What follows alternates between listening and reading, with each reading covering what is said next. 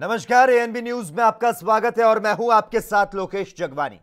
Corona संकट के बीच Calcutta high court ने दुर्गा पूजा पंडाल को आगंतुकों या दर्शन करने वालों के लिए नो एंट्री जोन घोषित कर दिया। न्यायालय के इस आदेश को लेकर कोलकाता के शीर्ष 400 दुर्गा पूजा आयोजकों ने मंगलवार को हाईकोर्ट का दरवाजा खटखटाया और अपने आदेश की समीक्षा करने का आग्रह किया है। कलकत्ता हाईकोर्ट ने सोमवार को कहा कि दुर्गा पूजा पंडाल दर्शनार्थियों के लिए नो एंट्री जोन होंगे। पंडाल के अंदर सिर्फ आयोजकों को रहने की परमिशन होगी। आयोजकों के फोरम दुर्गोत्सव ने बंगाल के सबसे बड़े त्योहार दुर्गा पूजा से 2 दिन पहले कोर्ट का रुख किया। साथ ही कलकत्ता उच्च न्यायालय से अपने फैसले की समीक्षा करने की गुहार लगाई है।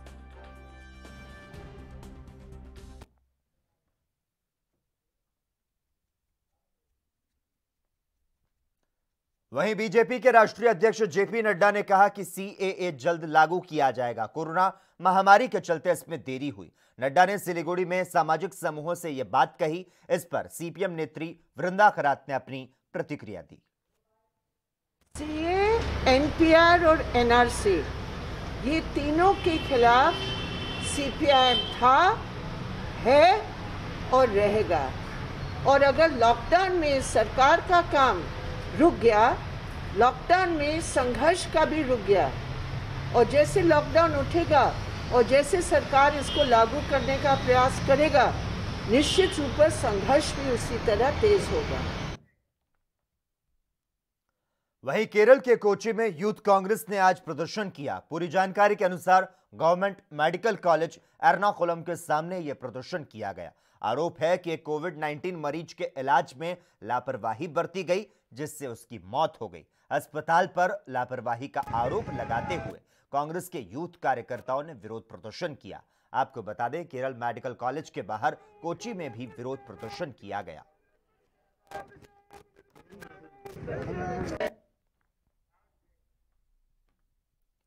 वहीं दिल्ली विश्वविद्यालय में छात्र समाज कोष ने शिक्षकों और अन्य कर्मियों को वेतन देने के निर्णय के खिलाफ एबीवीपी ने आज प्रदर्शन किया। डीयू छात्रों के कोष में फंड कटौती को लेकर दिल्ली सरकार के विरोध में प्रदर्शनकारियों ने नारेबाजी की। दरअसल डीयू के 6 कॉलेज में छात्रों के फंड से शिक्षकों को वेतन देने का फैसला दिल्ली सरकार ने किया है। सरकार के इसी फैसले का छात्र नेता विरोध कर रहे हैं।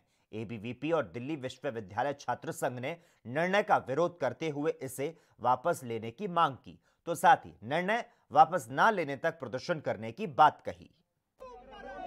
देखिए, आज जो हमारा ये प्रोटेस्ट था, ये दिल्ली सचिवालय का घेराव था। हमने प्रमुख एक बात सबके सामने रखी थी कि जो स्टूडेंट्स का सोसाइटी रिलीफ फंड है, आप दिल्ली सरकार उस सोसाइटी फंड पर गाहक की तरह आकर जमाए बैठी है और उन्होंने उस फंड को टीचर्स की सैलरी देने के लिए यूज करने के लिए आदेश जारी कर दिया है। 16 अक्टूबर को एक ऐसा आदेश पारित हुआ, उसके खिलाफ आज दिल्ली विश्वविद्यालय छात्र संघ और अखिल भारतीय विद्यार्थी परिषद दिल्ली प्रांत ने प्रोटेस्ट की मांग की थी। हमें परमिशन नहीं दी गई है, लेकिन फिर भी ऐसी परमिशन ना देने का कारण क्या है हमें नहीं पता, लेकिन ये छात्रों की आवाज को दबाया जा रहा है। प्रोटेस्ट हमारा डेमोक्रेटिक राइट है और अगर हमारे डेमोक्रेटिक राइट को कोई रोकेगा और उनको लगता है कि इससे छात्र आंदोलन को रोका जा सकता है।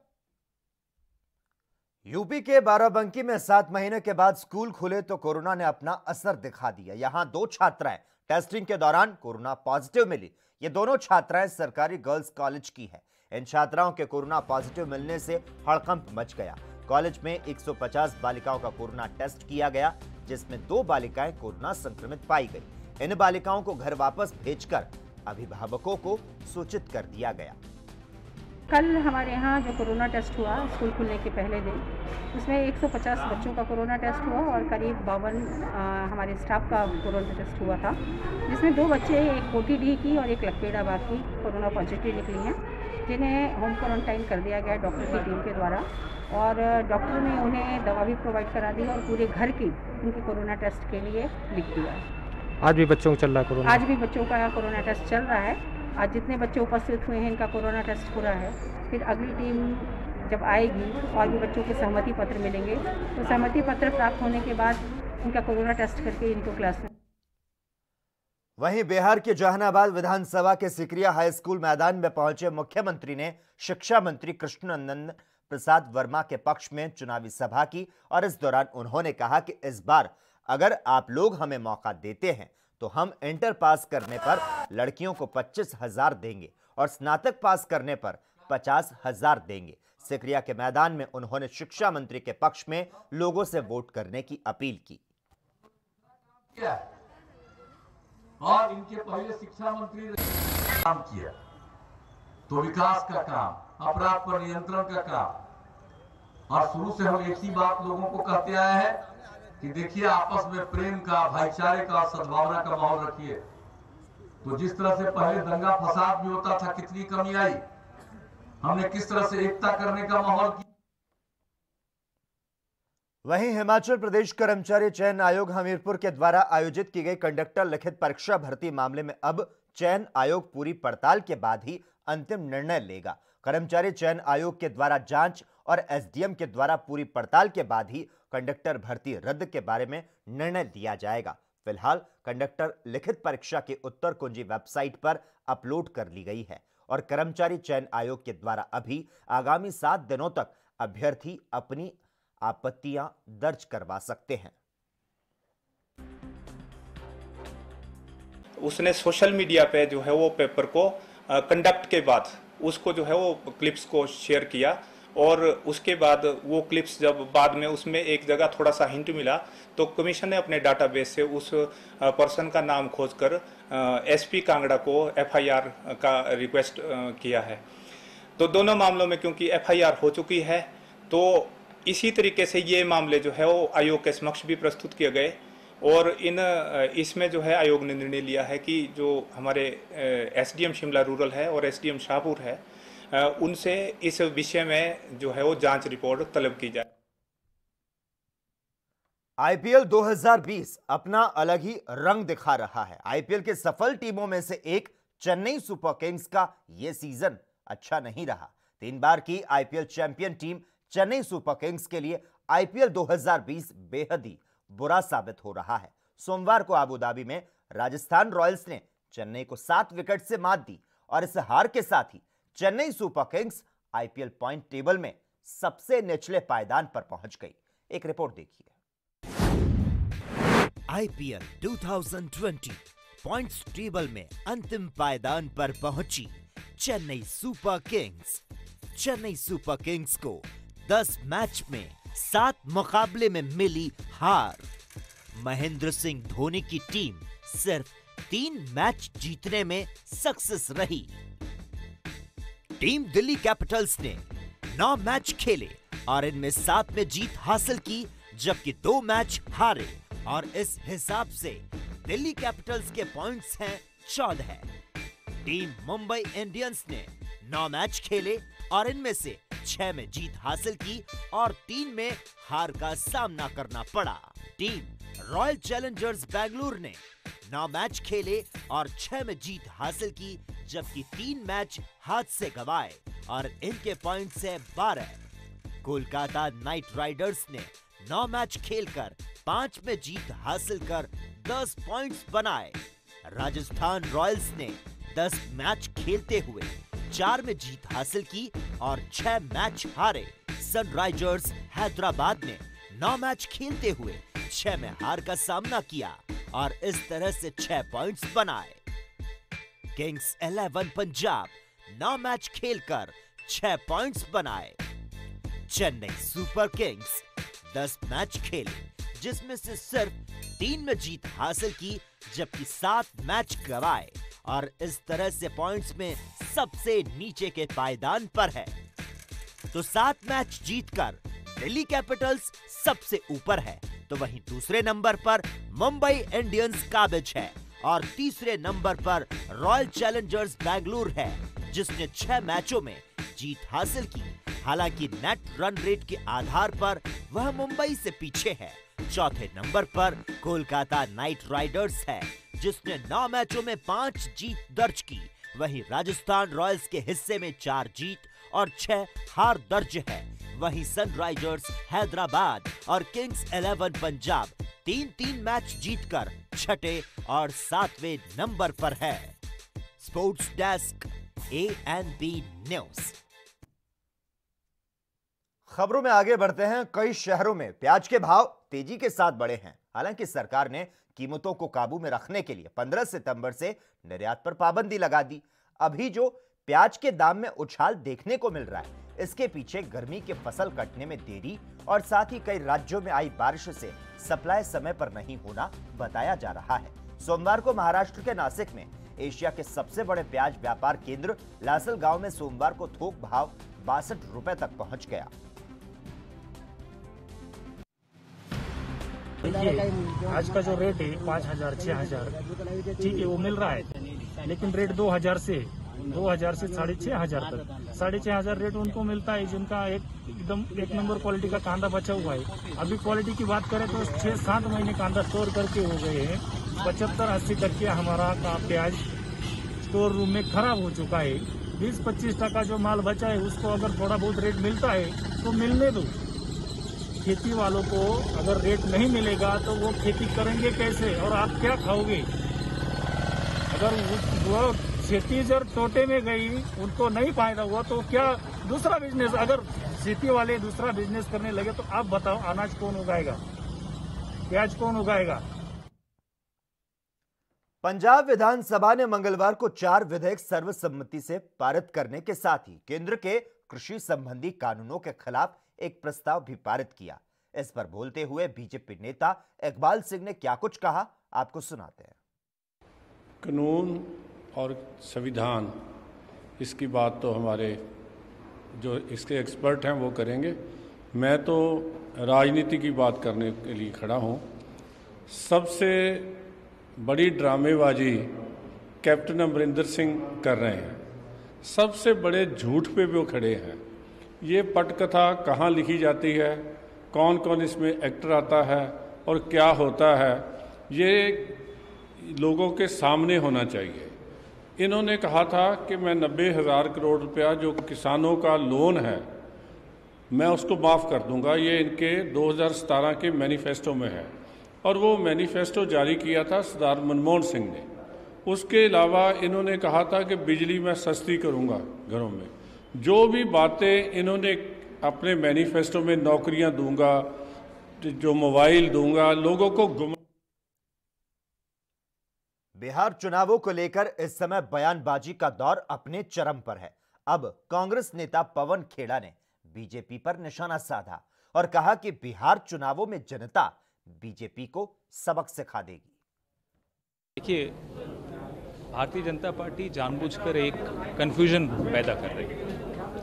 या तो ये नूरा कुश्ती है और या सोच समझकर किया जा रहा है। कौन किसको किसके खिलाफ इस्तेमाल कर रहा है, ये बिहार की जनता को इससे कोई मतलब नहीं। बिहार की जनता ये जानती है कि उनके साथ धोखा हुआ है। जब बिहार की जनता ये ठान चुकी है कि धोखेबाजों को माफ़ नहीं किया जाएगा तो बदलाव निश्चित है। जनता पार्टी के पास पता नहीं कैसे इतना काला धन है। जिस चुनाव में देखो हेलीकॉप्टर, हवाई जहाज, अलग अलग तरह के प्रलोभन, पैसा, सरकार नहीं बनती तो फिर प्रलोभन, फिर एमएलए इसको खरीदने आ जाते हैं। तो इनकी पोल सबके सामने खुल। वहीं बेटी बचाओ बेटी पढ़ाओ का नारा यूपी सरकार में फेल होता हुआ नजर आ रहा है, जहां आए दिन नाबालिग बच्चियों के साथ दुष्कर्म और हत्या की खबरें लगातार सामने आ रही है। एक ऐसा ही ताजा मामला गाजियाबाद से सामने आया, जहां 2.5 साल की मासूम बच्ची की हत्या कर दी गई। दरअसल कविनगर थाना क्षेत्र के औद्योगिक चौकी क्षेत्र में 2.5 साल की बच्ची का शव मिला। सूचना मिलते पुलिस मौके पर पहुंची। परिजनों ने बच्ची के पिता के दोस्त पर ही हत्या का आरोप लगाया।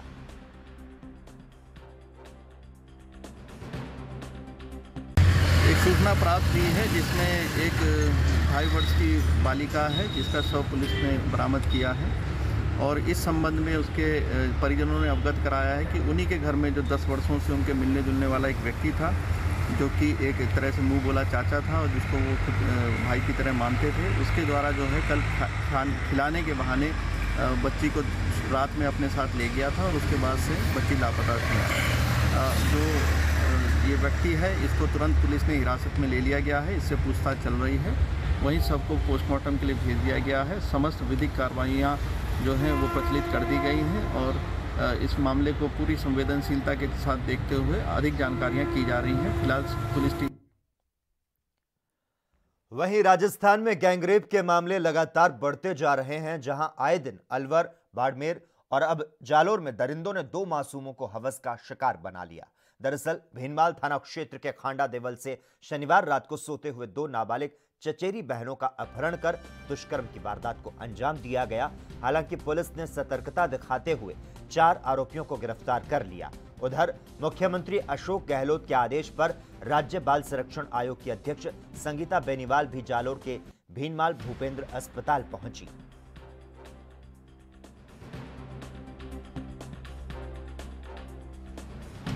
जिस तरह से जालोर के भीनमाल में इस तरह की घटना हुई, 2 खुद ही चचेरी बहनें जिनके घर में 4 असामाजिक तत्वों के द्वारा बच्चियों को बहला फुसला कर बाहर ले जाना और उनके साथ गलत संबंध बनाकर बच्चियों को पहाड़ी की तरफ धकेल के फेंक देना। अभी मैंने दोनों बच्चियों से मिली, दोनों पीड़िताओं से मिली, बड़ा दुख हुआ। बच्ची की जो इतनी अधिक चोटें आई हैं उसको देख के बहुत खराब लगा। मैंने डॉक्टर की टीम को भी कहा है कि बच्चियों को सही उपचार दिया जाए और तब तक बच्चियाँ पूरी तरह से फिजिकली फिट ना हो जाए, बच्चियों को हॉस्पिटल में रखा जाए।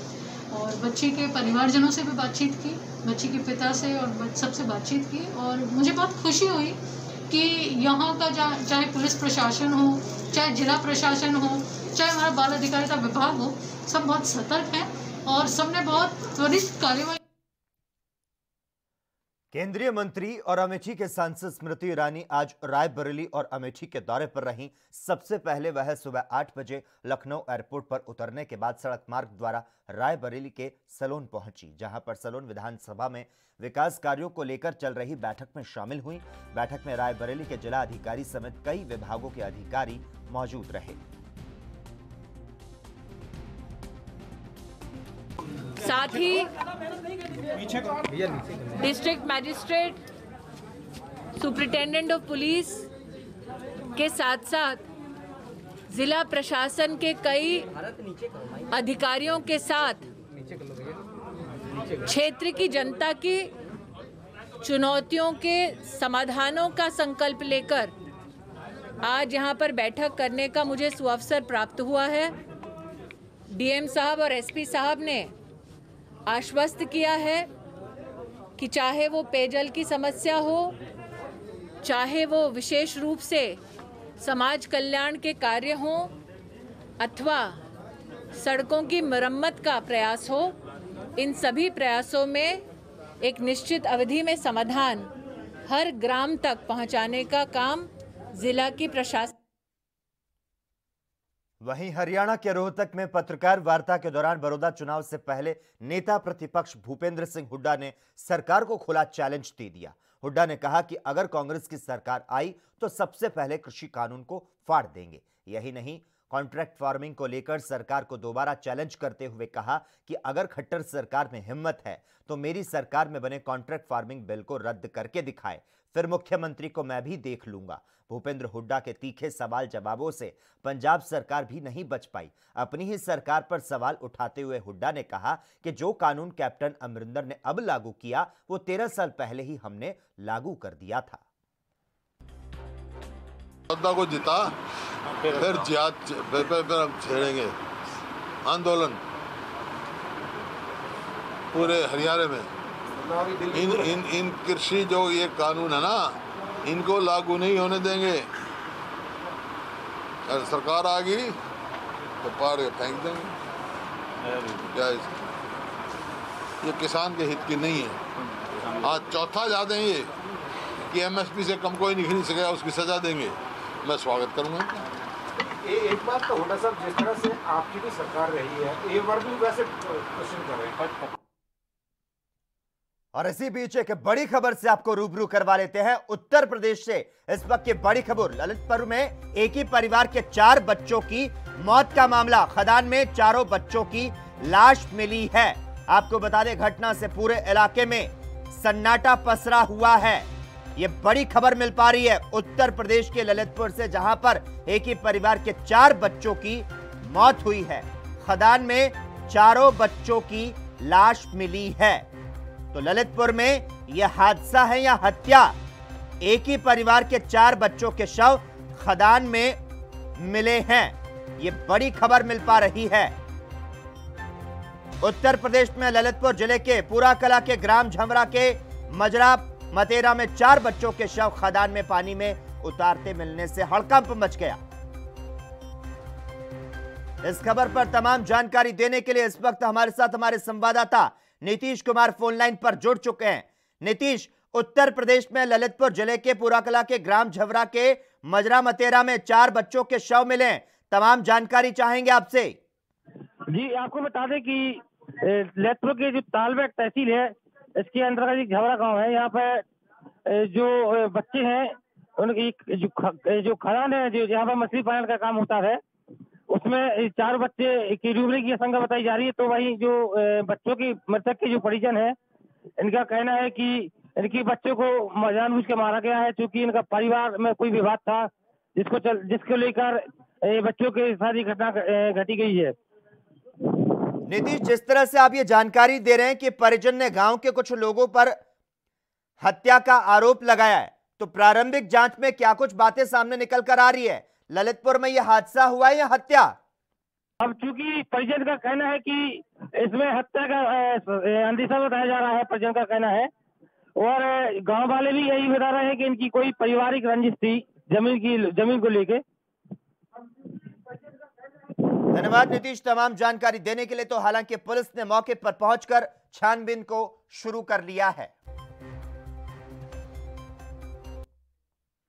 एमपी के इंदौर में बेटमा में 2 पक्षों में विवाद हुआ। दरअसल पुलिस की कार्यप्रणाली को लेकर हिंदू जागरण मंच के लोगों ने बेटमा थाने का घेराव किया। बेतमा के 2 पक्षों के विवाद में एक पक्ष के युवकों ने दूसरे पक्ष के युवकों से जमकर गाली गलौज के साथ मारपीट की। वहीं पुलिस में मामला दर्ज करने पर भी कोई कार्रवाई नहीं की गई, जिसको लेकर हिंदू जागरण मंच के लोगों ने प्रशासन के खिलाफ प्रदर्शन कर नारेबाजी की, जिसके बाद 3 आरोपियों को गिरफ्तार किया गया। बाकी की तलाश की जा रही है। 2 बच्चों की मोटरसाइकिल कट को लेकर उससे संबंधित है।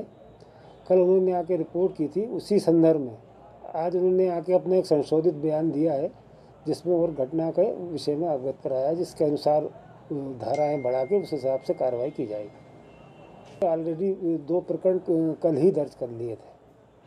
तत्काल मुलजिम को ले आया गया था, 4 मुलजिम तत्काल राउंड अप कर लिए गए थे। हाँ, नारेबाजी की, गिरफ्तारी की मांग को लेके उन्होंने के लोगों के खिलाफ कुछ लोग आज चक्का जाम किया था। उन लोगों ने पुलिस द्वारा कार्रवाई की मांग को लेकर, और उनकी शिकायत थी कि पुलिस के द्वारा आरोपियों को गिरफ्तार नहीं किया गया है और आरोपी जो है हमको धमका रहे हैं और हम में असुरक्षा की भावना है। तो हमने जो है यहाँ चूँकि और दूसरे थानों से भी पुलिस बल आ गया था और संबंधित आरोपियों को गिरफ्तार किया गया है, और जो कानूनों के अनुसार कार्रवाई भी। हिंदू के साथ में अगर कोई घटना कोई करता है, कोई शिकायत करता है, तो उसको 10 मिनट में उठा लाते हैं, और हिंदुओं के साथ कोई घटना होती है तो 24 घंटे तो हमको हो गए। यहाँ पे रात के 12 बजे गए थे, उसके बाद फिर सुबह से यहीं हैं हम, और बहुत दुखी हैं हम। बेटमा पुलिस हमेशा निष्क्रिय रहती है इस मामले में, हमारे साथ में है, और दूसरी भी घटनाएं ऐसी होती रहती है, और हर व्यक्ति एक दूसरे के दुख में साथ होता है।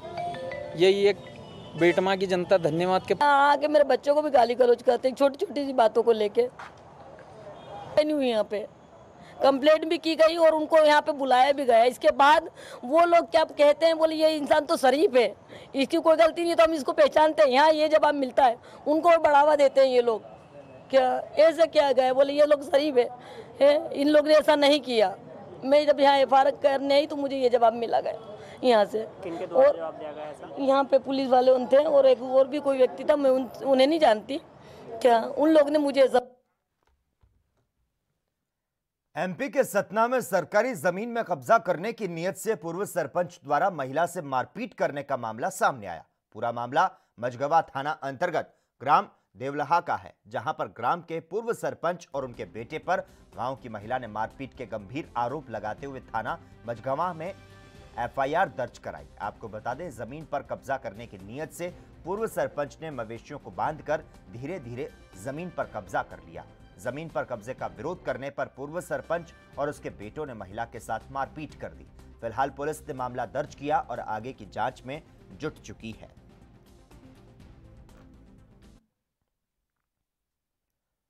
वहीं समाजवादी पार्टी सुप्रीमो अखिलेश यादव ने बीजेपी सरकार पर निशाना साधा है। अखिलेश यादव ने कहा कि बीजेपी 4 सालों में अपनी एक भी योजना लागू नहीं कर सकी। उन्होंने कहा कि बीजेपी ने सिर्फ सपा सरकार के समय की योजनाओं पर अपनी मुहर लगाई।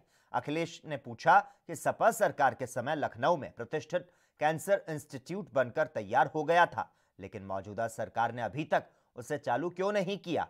प्रदेश में रेप की घटनाओं से जब बीजेपी सरकार की बदनामी हुई तो सीएम ने मिशन शक्ति के नाम पर भ्रामक प्रचार कर एक और इश्तिहार पेश कर दिया।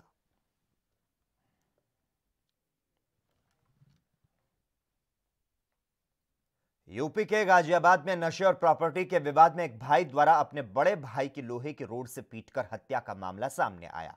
दरअसल मामला गाजियाबाद के थाना विजयनगर के कैलाश नगर से जुड़ा हुआ है, जहां युवक पर लोहे की रॉड से सर पर वार करके मौत के घाट उतार दिया गया। परिजनों ने इसकी शिकायत चौकी को दी, लेकिन परिवारजनों का आरोप है कि पुलिस हमेशा शिकायत को दबाने के लिए पैसा लेती रही।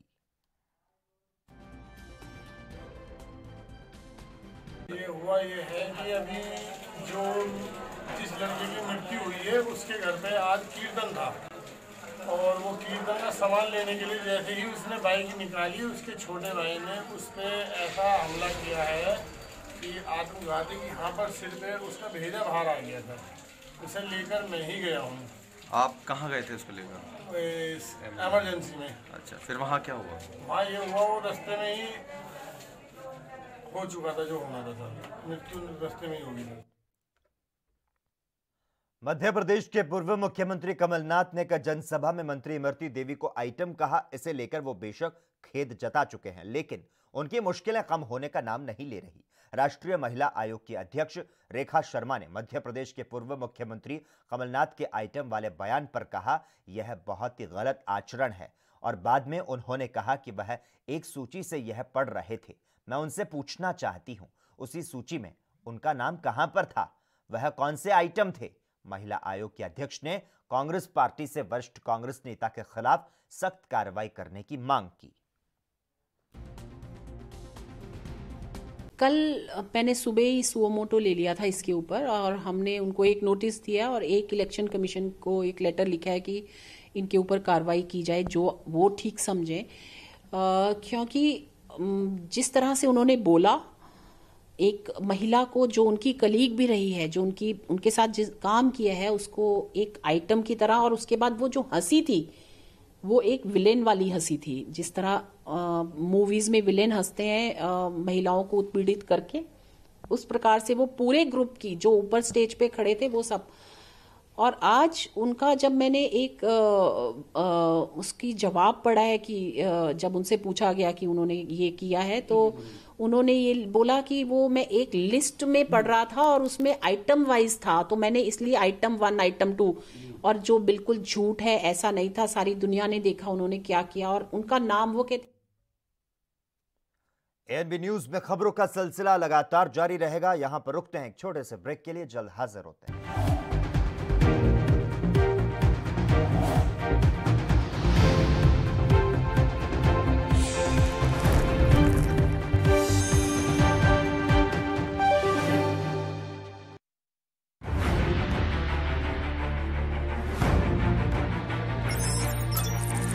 खबर चाहे सियासत की हो या सरकार की, खबर चाहे भ्रष्टाचार की हो या गुनहगार की, दिन भर में क्या रहा देश जगत का हाल, किस मुद्दे ने बनाई किसकी सरकार, रखते हैं हम सब पर नजर, पहुंचाते हैं हम हर खबर। हम हैं एएनबी न्यूज।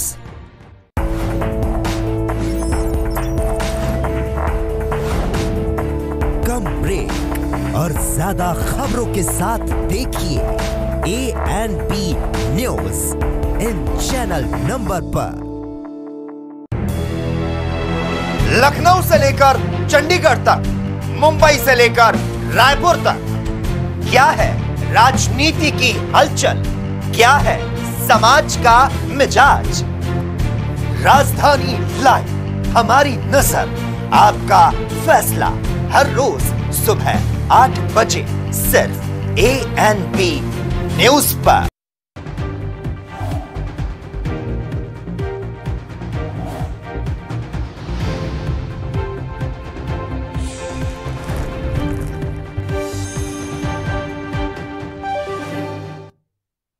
ब्रेक के बाद ANP न्यूज में एक बार फिर से आपका स्वागत है। जम्मू और Kashmir my town my pride कार्यक्रम की शुरुआत आज से कर दी गई। सरकार के सचिव ने कहा, यह प्रशासन को लोगों की चौखट तक लाने का एक हिस्सा है। मैंने यहां सभी पार्षदों से बात की और उनके अनुरोधों और मुद्दों को सुना। हम उन्हें हल करने की कोशिश करेंगे। बैक टू विलेज की तर्ज पर सोमवार को प्रदेश के स्थानीय निकाय क्षेत्रों में 2 दिवसीय मेरा शहर मेरी शान कार्यक्रम का आगाज होगा। स्थानीय समस्याओं को सुनने, फौरी समाधान से लेकर सरकारी योजनाओं और सेवाओं के प्रति लोगों को जागरूक किया जाएगा।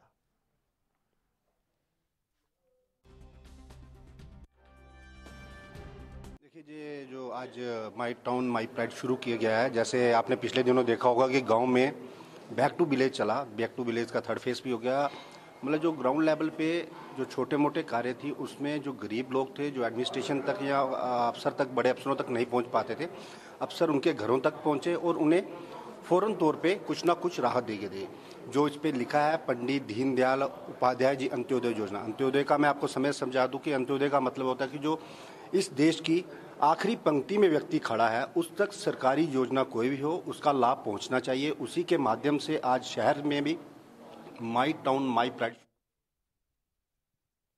उधर साउथ एक्टर विजय सेतुपति ने हाल ही में मुथैया मुरलीधरन बायोपिक फिल्म से एग्जिट लिया, जिसके चलते अब उन्हें सोशल मीडिया पर काफी नकारात्मकता का सामना करना पड़ रहा है। इंटरनेट पर एक ट्विटर यूजर ने एक्टर की बेटी का बलात्कार करने की धमकी दे डाली। इस मसले पर बीजेपी नेत्री खुशबू सुंदर ने प्रतिक्रिया दी। I definitely condemn this. I don't think anybody has the right to threaten a family. As far as Vijay Sethupathi is concerned, he is one of the finest actors of this country. He's done so many films and he's proved what he's about. I think art should be kept completely separately. It should not be mingled with any kind of politics. As an actor, he should be appreciated. He has already said that he is not going to work in that film anymore. But sending this kind of a threat, it definitely shows the cowardness in the people who send this threat across, because they are not showing their faces and they are. वहीं BJP नेता मनोज तिवारी इन दिनों बिहार चुनाव में व्यस्त हैं। इस बीच वे media से रूबरू हुए और उन्होंने मीडिया से बात करते हुए तेजस्वी यादव पर निशाना साधा, तो साथ ही एनडीए की जीत का दावा किया। देखिए, बीजेपी किसी को हराने के लिए काम नहीं करती। बीजेपी हमेशा जनता को जिताने के लिए काम करती है। तो बिहार की जनता जानती है कि किसने उसके लिए क्या किया है। तो तेजस्वी बाबू परेशान न हो। जो भी जीतता है उसका कर्म जीतता है, काम जीतता है, उसका पीछे का किया गया हुआ शासन जीतता है। और जो हारता है, वो जो गलत किया होता है, जनता की आकांक्षाओं पे पूरा नहीं होता है, वही हारता है। तो मैं समझता हूँ बिहार एनडीए के पक्ष में पूरी तरह से एक लहर की तरह चल पड़ा है और अब इसमें ये लोग दोषारोपण कर करके भ्रमित करने की कोशिश। वहीं आतंकी संगठन भारत में अशांति फैलाने की साजिश रच रहे हैं, ऐसी जानकारी मिल रही है और इसको लेकर तमाम जानकारी रक्षा विशेषज्ञ राहुल भोसले ने साझा की। कश्मीर में जो टेररिस्ट है वो अभी काफ़ी तौर पे कंट्रोल में आ चुके हैं और बहुत कम तादाद में है।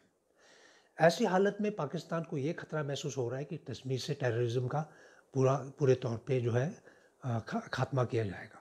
और इसी को बढ़ोतरी देने के लिए इसी मुहिम को, जो पाकिस्तान की प्रॉक्सी वॉर मुहिम है, उसको आगे बढ़ाने के लिए ये कहा जाता है कि चंद ही दिन पहले एक बहुत बड़ी मीटिंग रखी गई जिसमें लश्कर-ए-तैयबा, जैश-ए-मोहम्मद वगैरह इनके बड़े कमांडर्स को मिलकर कोई नई मुहिम चलाई जा रही है।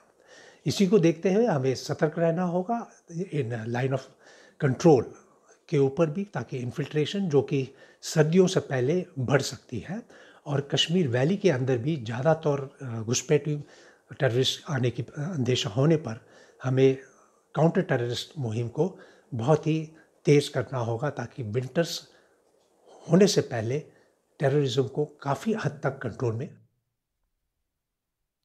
वहीं समाजवादी पार्टी के नेता सुनील सिंह यादव ने देश में कोरोना महामारी को लेकर केंद्र की मोदी सरकार को आड़े हाथों लिया और साफ तौर पर कहा कि बीजेपी सरकार ने महामारी के दौरान जमकर भ्रष्टाचार किया है।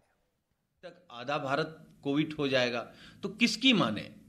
तो कहीं न कहीं कोरोना महामारी में बीजेपी की सरकारों ने भी भ्रष्टाचार कर लिया। जो सच है वो देश के सामने नहीं आने देना चाहते हैं। आधी कोरोना महामारी से बड़ी महामारी तो भारतीय जनता पार्टी खुद है इस देश की। बिहार के पटना में रालोसपा अध्यक्ष उपेंद्र कुशवाहा ने चिराग पासवान को अपने साथ लाने पर कहा कि एनडीए के लोग चिराग के साथ दुर्व्यवहार कर रहे हैं। बीजेपी अब दुर्व्यवहार कर रही है, जबकि नीतीश चिराग को एनडीए से निकालने का प्रयास काफी समय से कर रहे थे। नीतीश कुमार को कोई भी दलित आगे बढ़े ये बर्दाश्त नहीं हुआ।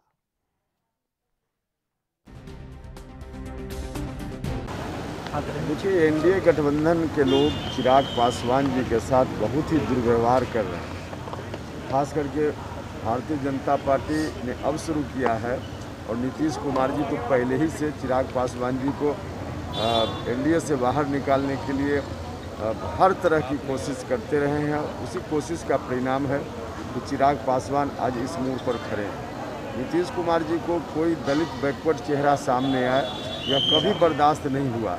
यही कारण है कि नीतीश कुमार जी ऐसा रवैया उनके साथ अपना रहे हैं। लॉकडाउन के दौरान बंद होने के चलते कई प्रांतों में फंसे मजदूरों के सामने रोजी रोटी का संकट पैदा होने लगा था, जिसके चलते मजदूर अपने परिवार के सदस्यों का पेट भरने के लिए लंबी दूरी करके गांव वापस लौट रहे हैं।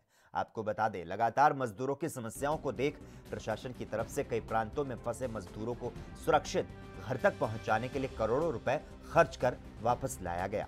तो साथ ही मजदूरों के लौटने के बाद उन्हें गांव में रोजगार उपलब्ध कराए जाने का दावा किया जा रहा है, लेकिन समय के साथ परिस्थिति बदलने लगी। अब रोजगार और आर्थिक संकट से जूझ रहे भूमिहीन मजदूर फिर से पलायन करने को मजबूर हैं। बोल रहा था पंजाब से। पंजाब? हाँ। क्या करने जा रहे हो? कमाने जा रहे हैं सर। आप लोगों को सरकार इतनी खर्चे करके वापस लाई है, उसके बाद आप लोग फिर जा रहे हो? अब सर क्या करेंगे, गरीब आदमी क्या करेगा, बैठेगा यहाँ पे कोरोना के चक्कर में थोड़ी बैठे बैठे खाएगा सर। मजदूर जो भी काम डिमांड करते हैं सभी के लिए महात्मा गांधी नरेगा योजना में। वहीं आज से भटिंडा से सिरसा होते हुए दिल्ली जाने वाली फेस्टिवल स्पेशल ट्रेन रद्द हो गई। आपको बता दें, ट्रेन सुबह 5 बजे भटिंडा से चलकर सिरसा से होते हुए दिल्ली की तरफ जानी थी, लेकिन कृषि कानून के विरोध में हरियाणा और पंजाब के किसान विरोध प्रदर्शन कर रहे हैं और पंजाब के किसान रेलवे ट्रैक पर बैठे हैं। इसका सीधा असर रेलवे पर पड़ रहा है।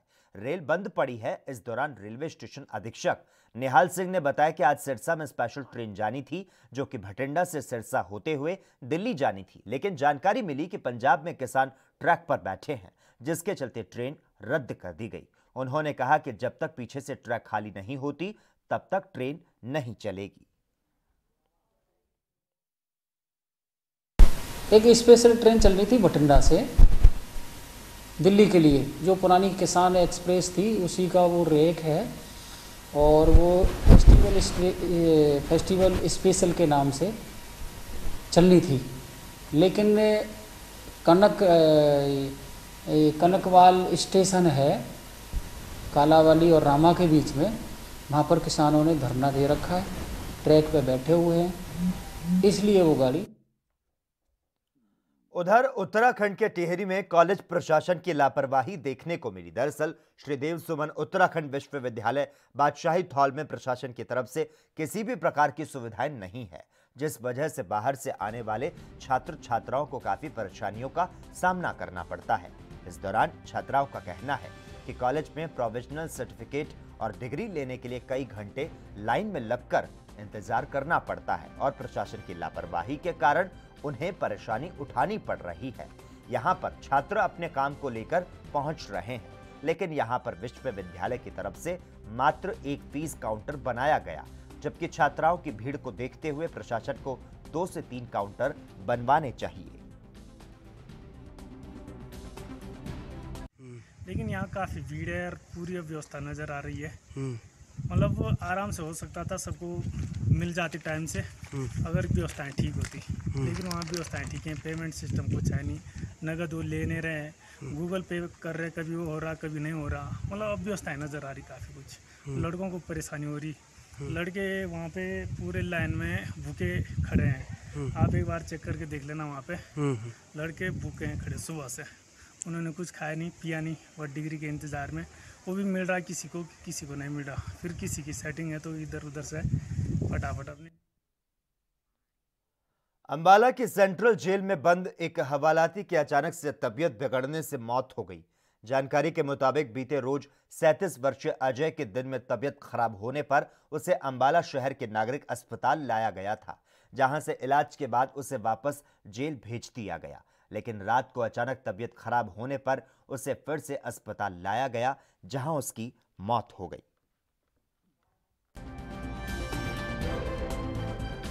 ये अजय कुमार बच्चू है, उसकी उम्र करीब 37 साल है। ये 392, 397, 2554 एक्ट में बंदी था और कल इसकी तबीयत खराब हुई तो इसको सिविल हॉस्पिटल में जेल प्रशासन ने एडमिट करवाया।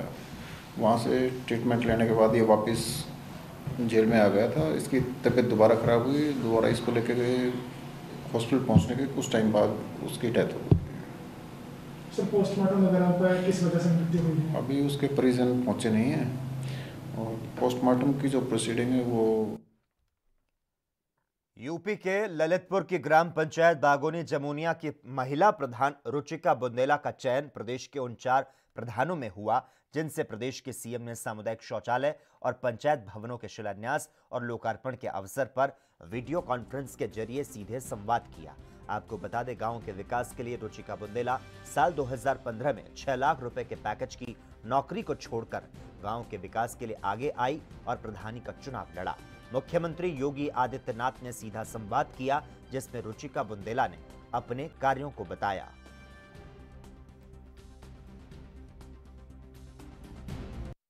विकासखंड मड़ावरा जिला ललितपुर से आज मुख्यमंत्री जी से जो मेरी वीडियो कॉन्फ्रेंसिंग हुई है, मुख्यतः मैंने अपने द्वारा किए गए कार्य जैसे ODF का होना, मेरी ग्राम पंचायत का विद्युतीकरण, रोड, लाइट, जो मूलभूत सुविधाएं हैं गांव के लोगों को, उनको लाभान्वित कराया। समय समय पर आने वाली योजनाओं से लाभान्वित कराया।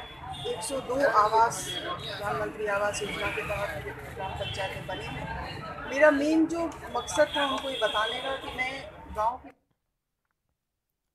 हिमाचल की नगर निगम धर्मशाला के चुनावों को लेकर मंगलवार को नगर निगम के सदस्यों की सीटों के आरक्षण का निर्धारण किया गया। डीसी कांगड़ा की मौजूदगी में नगर निगम धर्मशाला के 3 प्रमुख व्यक्तियों और राज्य सरकार के 3 राजपत्रित अधिकारियों की उपस्थिति में आरक्षण का निर्धारण किया गया। डीसी कांगड़ा राकेश प्रजापति ने बताया कि पहले आरक्षण निर्धारण स्थगित करना पड़ा था। कुछ क्लैरिफिकेशन शहरी विकास विभाग से मांगी गई थी, जो कि लॉ डिपार्टमेंट के माध्यम से पहुंची। चुनाव आयोग ने कहा था कि 20 अक्टूबर से पहले आरक्षण प्रक्रिया पूरी की जाए, जिसके चलते नगर निगम धर्मशाला का आरक्षण रोस्टर जारी किया जा रहा है। देखिए, म्युनिसिपल कॉरपोरेशन धर्मशाला के जो इलेक्शंस होने वाले हैं उसके लिए जो वार्ड्स की रिजर्वेशंस थी पीछे किन्हीं वजहों से स्थगित करना पड़ा था और कुछ क्लैरिफिकेशंस यूटी डिपार्टमेंट से मांगी गई थी, जो लॉ डिपार्टमेंट के माध्यम से हमारे पास पहुंची हैं। साथ ही स्टेट इलेक्शन कमीशन ने 16 तारीख को ये बोला था कि 20 तारीख से पहले ये जो रिजर्वेशन है ये कंप्लीट की जाए और उसी हिसाब से नोटिफिकेशन की जाए। उसी प्रक्रिया को आगे बढ़ाते हुए आज म्युनिसिपल कॉरपोरेशन का जो रिजर्वेशन रोस्टर है वो जारी किया जा रहा है। आपकी नॉलेज के लिए मैं बताना चाहता हूँ कि जो वार्ड नंबर 1 फुरसेतगंज है वो विमेन के लिए रिजर्व हुआ है। वार्ड नंबर 2 भागसूनाग विमेन के लिए रिजर्व हुआ है। वार्ड नंबर अंतर्राष्ट्रीय कुल्लू दशहरा 25 अक्टूबर से शुरू होने जा रहा है, जिसको लेकर नगर परिषद कुल्लू ने मैदानों की साफ सफाई सहित अन्य कार्यों को पूरा करने के लिए कमर कस ली। वहीं नगर परिषद कुल्लू के उपाध्यक्ष गोपाल कृष्ण महंत ने बताया कि रथ यात्रा में किसी भी तरह की रुकावट ना आए, इसके लिए नगर परिषद की ओर से मैदानों की हालत सुधारी जा रही है और इसके साथ ही जल शक्ति विभाग और विद्युत बोर्ड को भी पत्राचार के माध्यम से पेयजल पाइपों का रखरखाव करने में, पानी की लीकेज की समस्या को दूर करने के अलावा बिजली की तारों की देखरेख करने के बारे में अवगत करवाया गया।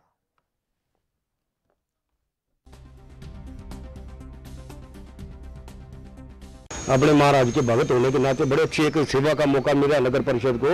नगर परिषद जो है पूरे 7 दिन जब से दशहरा होगा पूरी व्यवस्था जो सारा साफ सफाई का है, चाहे वो कोई भी है, पानी छिड़काव या सैनिटेशन का है, पूरे हम अपने लगन से करेंगे। इस बार जो है इस बार ठीक है, बजट नहीं है, नगर परिषद भी अपने वित्तीय स्थिति में जो गुजरी है, ऊपर से इलेक्शन डिक्लेयर है, तब भी हम जो काफ़ी जो जितने रिक्वायरमेंट होगी 50 जो रिक्वायरमेंट होगी उस रिक्वायरमेंट के देखते हैं टेंडर कर सकते हैं एडवांस में, लेकिन रिक्वायरमेंट देंगे हालात को देखते हुए। अगर हालात में यहाँ पर कोई जूम होगा या कोई आग कैंप और लगेगा उस हिसाब से हम ज़्यादा बढ़ाएंगे, नहीं तो हमारा जो 50% जो है अपना टारगेट अलग से है वो हम। वहीं पंजाब के मानसा में केंद्र सरकार के 3 कानूनों के खिलाफ रेलवे स्टेशन पर रेल लाइन पर किसान बैठे हैं। दरअसल किसान को पेट भरने के लिए यहां अब लंगर का सहारा है। वहीं ये लंगर हिंदू सिख भाईचारे की शानदार मिसाल बना है। आपको बता दें, धरने में शामिल होने वाले 2500 के करीब किसान लंगर में खाना खाते हैं, जिनमें से 1500 किसान खाना मंदिर के लंगर से खाते हैं और किसान इसे हिंदू सिख भाईचारे के लिए अच्छा कदम बता रहे हैं।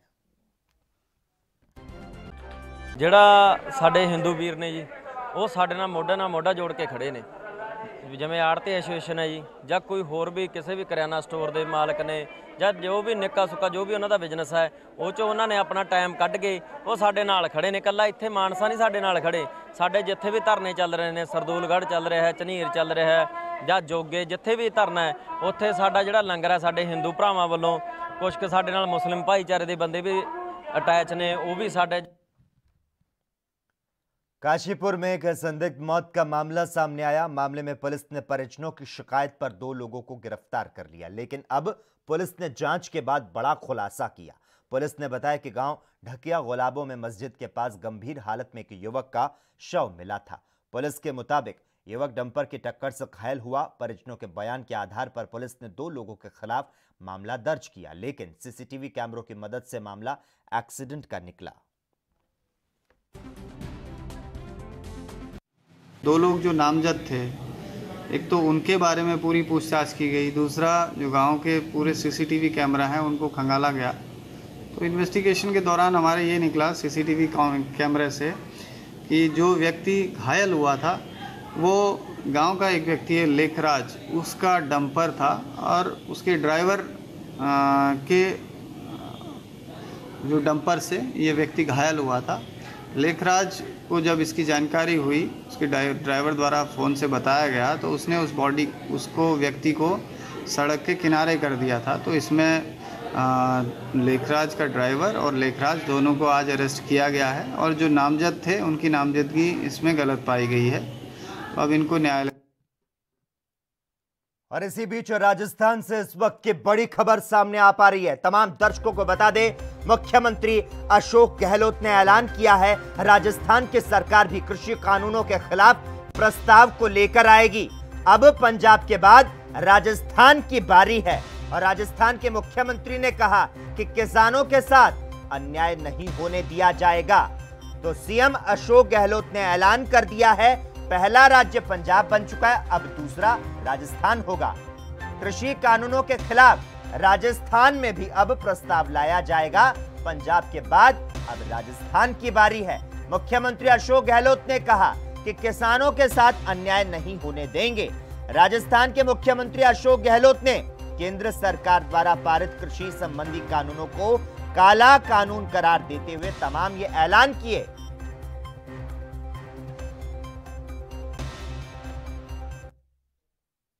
वहीं अभी तक आपने गोबर से बने खाद और उपलों के बारे में सुना होगा, लेकिन उत्तराखंड के काशीपुर की एक डेयरी में गोबर की लकड़ी तैयार की जा रही है। इससे जहां लकड़ी के लिए पेड़ों का कटान जो है वो कम होगा, तो वहीं धुआं कम होने से पर्यावरण के लिए यह कम नुकसानदेह साबित होगा। दरअसल चौखुटिया निवासी ने बताया कि करीब 3 क्विंटल गोबर से 1 क्विंटल लकड़ी तैयार की जा सकती है, जिसे 600 से 700 रुपए क्विंटल बेचा जा सकता है।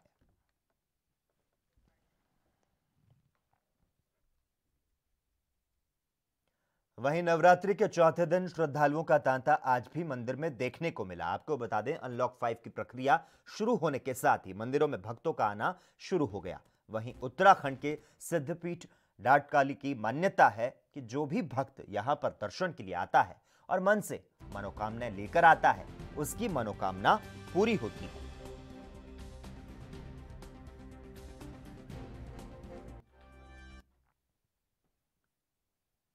वहीं यूपी के अयोध्या पहुंचे गोरखपुर सांसद और बॉलीवुड अभिनेता ने कहा कि उन्हें भगवान राम के भाई भरत का रोल निभाकर प्रभु की सेवा का अवसर मिल रहा है। सांसद ने कहा कि भगवान की सेवा का अवसर पाना उनके लिए सौभाग्य की बात है। बलिया हत्याकांड को लेकर भी गोरखपुर सांसद ने टिप्पणी की। उन्होंने कहा कि शासन पीड़ित पक्ष को न्याय दिलाने के लिए प्रतिबद्ध है। जो भी दोषी होगा उस पर कड़ी कार्रवाई की जाएगी। पास क्या है जेवर एयरपोर्ट की। अगर आप पिछली सरकार से गिनेंगे तो बहुत कम हो गए हैं। अभी चूंकि चुनाव नजदीक आ रहा है तो विरोधी पक्ष अपराधों को, अगर कोई घटना हो रही है, जमीनी विवाद हो रहा है, पारिवारिक लड़ाई हो रही है, आपसी रंजिश में हो रही है, उसको ज़्यादा हाईलाइट कर रहे हैं। विवाद, झगड़ा जमीनी जायदाद के, जब से कोरोना में हम देख रहे हैं कि जमीनी विवाद आजकल ज़्यादा हो रहे हैं, रंजिशें निकल रही हैं, पुरानी दुश्मनी निकल रही है। यूपी के हमीरपुर में महिला पुलिस कर्मियों ने शक्ति मार्च निकाला। पुलिस लाइन हमीरपुर से लेकर पूरे जिले में भ्रमण किया गया। एंटी रोमियो टीम के साथ महिला पुलिस कर्मचारियों को महिलाओं के प्रति संवेदनशीलता बरतने के निर्देश दिए गए। वहीं महिला अपराधों के बढ़ते ग्राफ की रोकथाम के लिए रैली निकाली गई। महिलाओं और बालिकाओं की सुरक्षा, सम्मान और स्वावलंबन के लिए शक्ति मार्च रैली निकाली गई।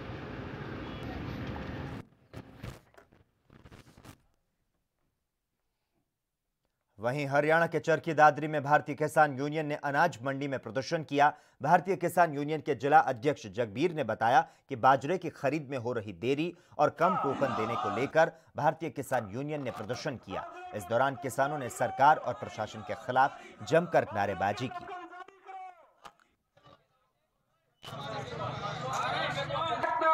किसान यूनियन की जो मीटिंग हुई है, इसमें जो हमारे बीच में साहब आए हैं और उन्होंने हमारी सभी मांगे तकरीबन मान ली।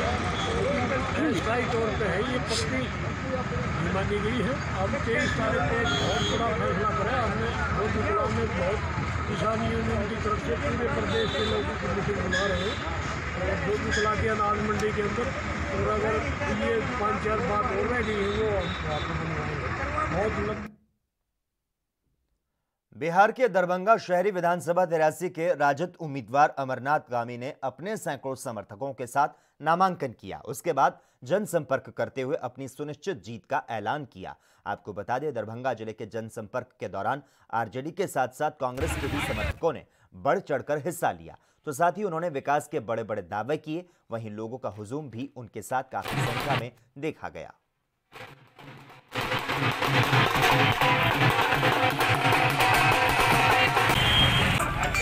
दरभंगा में परिवर्तन होगा ही, बिहार में भी परिवर्तन निश्चित है। जिस तेज रफ्तार से दरभंगा का जनता मेरे साथ खड़ा है, उसी तेज रफ्तार से बिहार में तेजस्वी जी का सरकार बनेगा। अगला बिहार के मुख्यमंत्री तेजस्वी जी बनेंगे। सर आप जनता के बीच में किन मुद्दों को लेकर जाएंगे? निश्चित रूप से बेरोजगारी, जल जमाव का निदान। वहीं उत्तर प्रदेश के अमेठी जनपद में तमाम मेडिकल स्टोर संचालकों ने जिला चिकित्सालय के सीएमएस के खिलाफ प्रदर्शन किया। मेडिकल स्टोर संचालकों ने सीएमएस और तमाम डॉक्टरों पर गंभीर आरोप लगाते हुए कहा कि नवीन जिला चिकित्सालय भवन का दूसरा गेट बैरिकेडिंग कर बंद कर दिया जा रहा है। इसके अलावा जितने भी मरीज आ रहे हैं उनको डॉक्टर अपने और अपने परिजनों के मेडिकल स्टोर पर भेज रहे हैं, उनको इधर आने नहीं दिया जा रहा।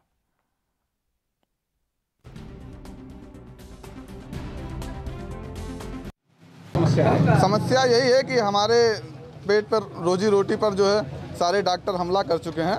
वो यही चाहते हैं कि सिर्फ उनका मेडिकल स्टोर चले। किन किन डॉक्टरों ने मेडिकल स्टोर खोला है? अभी तो एक ने खोला है, सिर्फ 2 लोग और खोलने वाले हैं। कौन कौन? डॉक्टर सक्सेना, डॉक्टर अजीत जी और डॉक्टर पीताम्बर खोल चुके हैं। क्या चाहते हैं? हम ये चाहते हैं कि वहाँ पर जो बैरिकेडिंग है वो हटाई जाए। क्या इधर मरीजों को गुमराह किया जाए? मरीजों को गुमराह। अभी गौरीगंज सामुदायिक स्वास्थ्य केंद्र के सामने जो मेडिकल स्टोर थे, उनके संचालक आए थे। उनका ये कहना था कि साहब ये रास्ता जो कोविड अस्पताल में जो आपने बैरिकेटिंग की है वो बैरिकेटिंग खोल दीजिए। उनको हमने समझाया, हमने कहा बैरिकेटिंग जो है सबके स्वास्थ्य के लिए है, क्योंकि वो आम रास्ता नहीं हो सकता है। बाकी उन्होंने 2-3 डॉक्टरों के नाम लिए। उन्होंने बताया कि इन डॉक्टरों ने अपने करीबियों के नाम से मेडिकल स्टोर खोल रखा है। तो हमने कहा ये तो जांच का विषय है, देखेंगे अगर कोई करीबी उनका अगर है या वो स्वयं। यूपी के हमीरपुर जिले के जिला मुख्यालय में यमुना नदी के किनारे एक बहुत ही पुराना ऐतिहासिक वृक्ष है। काफी वर्षों पहले यहाँ पर घना जंगल हुआ करता था। धीरे धीरे क्षेत्र का विकास हुआ और वृक्ष की पहचान कल्प वृक्ष के रूप में की गई। बताया जाता है कि वृक्ष में भगवान गणेश के मुख जैसी आकृति होने से इसका महत्व और भी ज्यादा है। इस कल्प वृक्ष में फूल और फल तो होते हैं, लेकिन कोई बीज नहीं होता, जिस कारण इसका दूसरा पेड़ अत्यंत दुर्लभ हो जाता है। इस कल्प वृक्ष को पर्यटन विभाग की कई बार देखने आ चुका है। देखिए, जहाँ तक इस कल्प वृक्ष का प्रश्न है, इसकी आयु लगभग 1000 वर्ष पुराना है और इसका जो वनस्पतीय महत्व अगर बताया जाए तो इसको वनस्पति विज्ञान ने नाम दिया है एडेंसोनिया डेजिटाटा। और इसका जो पौराणिक महत्व है ये विशेषकर ट्रॉपिकल फॉरेस्ट में पाया जाता है। इसका पौराणिक महत्व ये है कि ये विशुद्ध और शाश्वत संस्कृति का एक साक्षात प्रतीक के रूप में यहाँ पहचान रखता है। कारण इसका यह है, इसका नवंबर में फूल आते हैं और इसमें स्त्री केसर, पुंकेसर जो भी मेल फीमेल ऑर्गन्स होते हैं डेवलप होते हैं, परंतु इसमें सीडिंग या बीजारोपण नहीं हो पाता।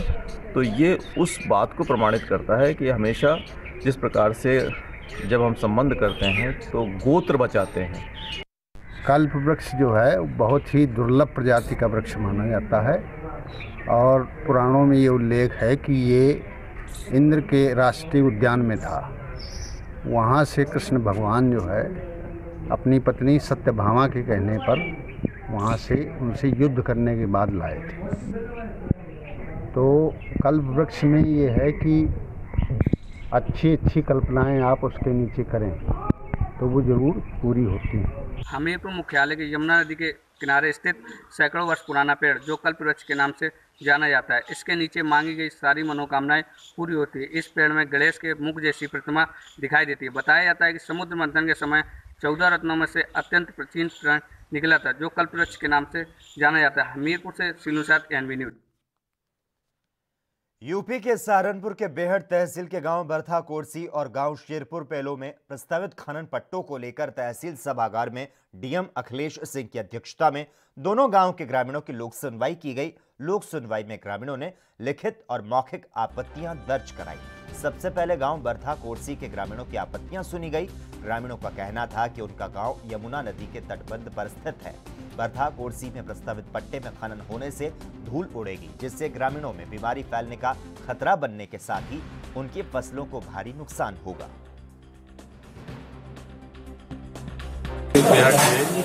गांव बरथा कोरसा और शेरपुर पेलो 2 गांव हैं जहां पर हम लोगों ने खनन के पट्टे प्रस्तावित हैं।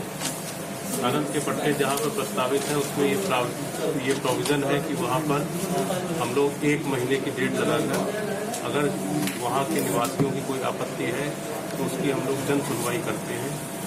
इसी क्रम में आज यहाँ पर तहसील बेहड़ में इन 2 ग्रामों की 2 पट्टों की जो है हम लोगों ने सुनवाई किया है। यहाँ पर पहला पट्टा जो है ग्राम बरथा कोरसी था और दूसरा शेरपुर। तो जो भी आपत्तियां आई हैं, आपत्तियों की हम लोगों ने सुनवाई किया है। और इसी के साथ ही इस वक्त के बुलेटिन में बस इतना ही। देश और दुनिया के तमाम अहम खबरों के लिए लगातार आप जुड़े रहिए हमारे साथ और देखते रहिए ANB न्यूज।